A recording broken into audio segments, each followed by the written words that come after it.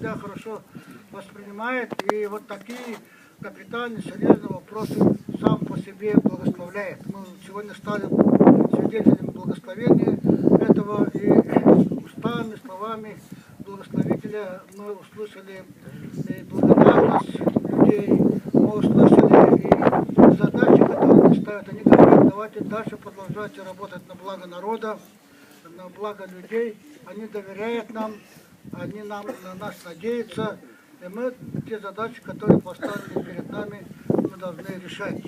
Смысл заключается в том, что в республике, несмотря на отдаленность, несмотря на сложные условия, мы сегодня занимаемся реализацией тех программ, которые перед нами поставил президент Российской Федерации Владимир Владимирович Путин, потому что они направлены в интересах людей, в интересах развития. И сегодня эта программа должна выполняться и завершиться в этом году именно по переводу нашей цифровой технологии, наше телевидение, в целом, который мы смотрим, 95% мы должны охватить в республике.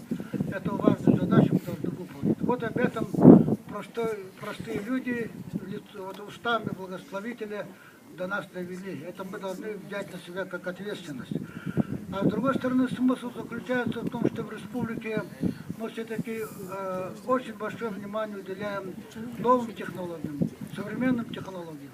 Мы в республике сегодня внедряем не только в области образования, в области других отраслей.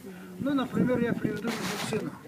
Мы начинаем сегодня очень серьезно заниматься телемедициной. Мы сегодня занимаемся, понимаете, вот я моему народу тоже скажу, мы сегодня занимаемся пересадкой почек, пересадкой органов печени. Мы в следующем году сделаем первую операцию по пересадке сердца в республике. Вот понимаете, вот все требуют новой современной технологии.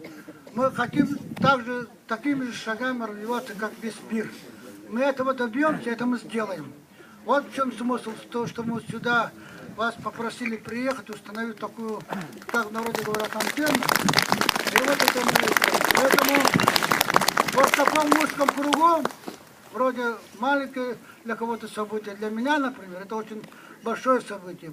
Поэтому те, кто занимается этим делом, кто заказывает эту работу, кто выполняет эту работу, они должны понимать, какую они несут, с одной стороны, хорошее дело, но с другой стороны, это большая ответственность. Поэтому мы, когда сейчас закончим, нам еще осталось в республике работать некоторый объем, мы по ним будем говорить.